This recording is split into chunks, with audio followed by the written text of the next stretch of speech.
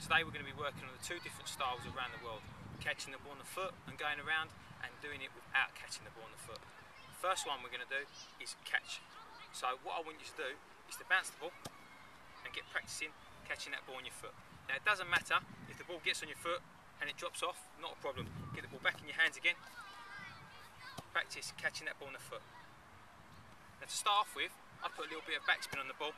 It just seems to help get that balance. Now what's really key is that the ball stays on your foot, not touching your ankle or your shin. And that's the part we need to practice first before doing anything else. Once you feel confident doing that, when we get the ball on our foot, you can do it with a bounce, you catch it, you want to lift the ball, let it bounce and take your foot around it, and can you get your foot back on the ball again. Now again, it doesn't matter if you go round and the ball drops to the floor without you catching it, because it's just getting that movement right.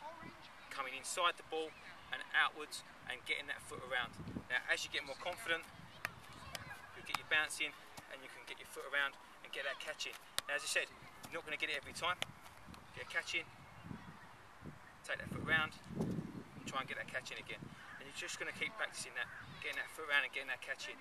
Once you feel confident and you've got that and you feel really ready, you can take it to the next level, which is getting that foot around and finishing off with your round the world. Now for the second round the world, without the catch. So we're going to be working on the same principles of getting the leg inside and taking it outside, but we're going to take away the catch now.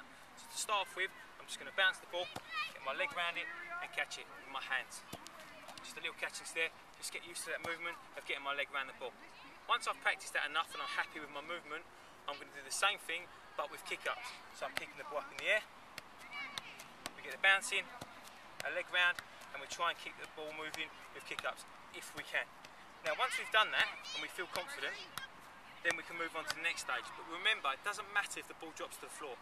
So if I'm doing kick-ups and I get my leg round and I don't manage to get the next kick-up in, that's not a problem. Just keep practicing, practicing and practicing until you're confident of doing that. The next stage obviously is our final stage. Can we get our foot around the ball without letting the ball bounce? And it's just that little pop to get the leg round.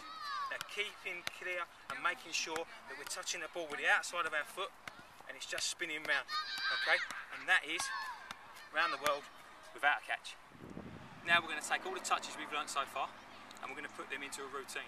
Now the important thing when doing a routine is to let it flow, and if you're planning to do something and it's not quite ready to do that, then don't force it, just keep working on your touches and hopefully it'll look a little bit something like this.